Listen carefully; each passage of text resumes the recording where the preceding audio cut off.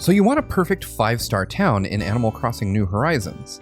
You've come to the right place as we managed to raise our own island to those vaunted heights. While some of the specifics on how to achieve a 5-star rating recently came out via a data mine, it's actually not as informative as you might think.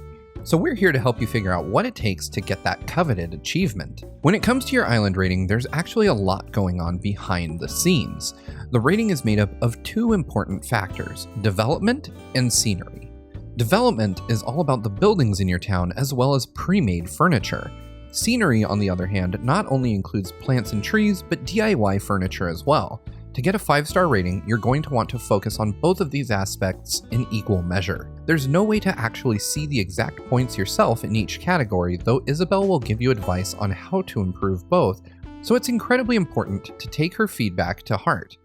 Also, and this is crucial, the development on the island can't begin if you have fewer than 8 villagers living in your town.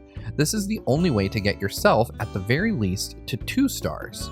Like most things in life, balance is important, and that applies to building out your island too.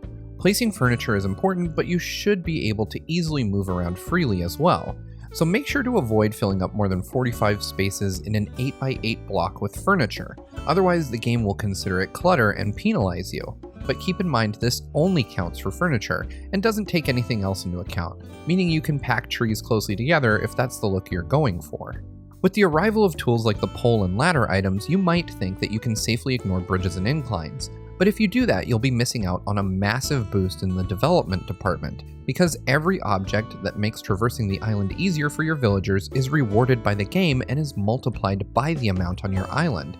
Thankfully, it doesn't matter which bridge or staircase you build and whether it was the cheapest or the most expensive. The game only cares that they exist at all. So get building those bridges and inclines.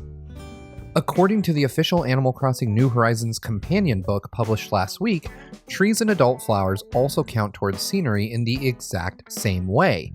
Each gives you 1 point towards scenery, making flowers the most effective option. Obviously, trees are important too, though Animal Crossing New Horizons prefers you to have no more than 190 trees in total on your island. Thankfully, there's no such cap on the amount of flowers, making it easy to rack up points fast. So buy a bunch of seeds from Nook's Cranny and go to town. When making and placing DIY furniture across town, variety is the name of the game.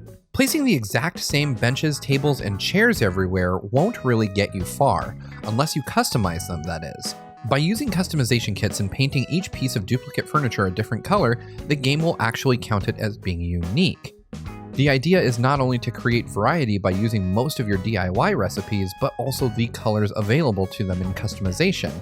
This way you can rack up points in your quest for 5-star scenery. There's a similar system in place for pre-made furniture under the development segment, though it works a little bit differently. It takes the total of different furniture types into account before analyzing your score. Getting over 10 will net you the results you need in the long run. In addition, the price is a huge consideration as well. If an item is worth over 20,000 bells in total, you'll earn more points for the effort. If you drop more than 15 items around your island, the game will consider that a mess. So if you want to display items to be shared, consider using stalls to place the items instead, because as long as they're on a surface raised off the ground, they won't be considered litter.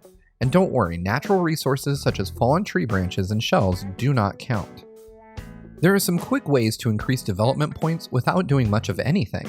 For one, use fences to make your town even nicer for some extra points. Secondly, make sure to pull weeds for some extra help.